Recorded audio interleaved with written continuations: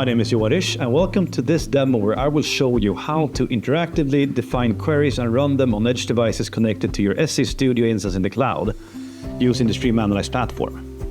In this demo, I have connected this edge device to the Stream Analyze platform, and I will run it and I will run queries to it through our web interface here, which you have on screen now.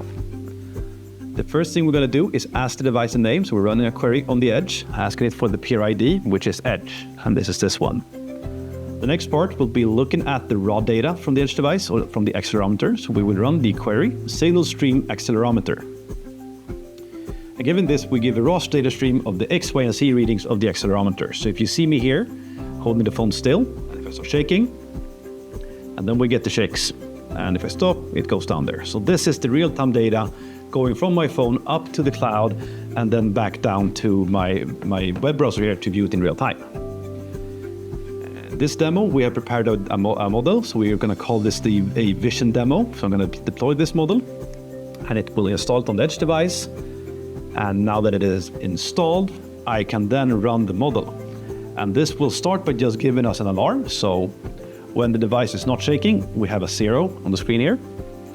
And as long as it isn't shaking too much, I can actually bring up the phone and move it like this, but we're still not getting any readings because this is spawned within the normal bounds of movement. But if I start shaking, we get a 1 there. And as long as I'm shaking, we get a 1 there. So now we're only getting alarms for when the device starts shaking, and we get an alarm for when it stops shaking, like so. So now we're continuously doing the analytics of the signal on the edge device still, but we're just sending up the alarms when something interesting happens.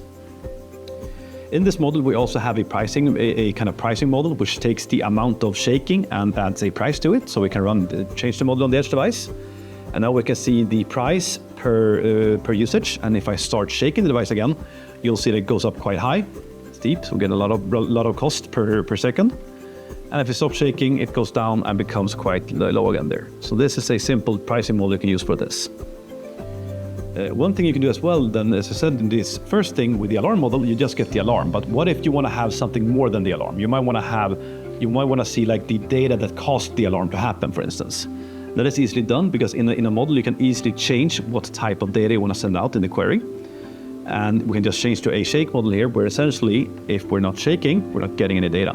But I start shake, and now we're getting the windows of data when we're shaking. And I stop the shake, and we'll see this stop sending data. So now instead of sending the alarm, we're getting the window where the alarm happened, and we can actually use that centrally, for instance, to compare it with other devices to see how they interact or perform in the field like this. And this is a very common use case. You can call it dynamic logging, and you can set up your thresholds and predicates for doing the dynamic logging in any way you please inside the OSQL query language, for instance.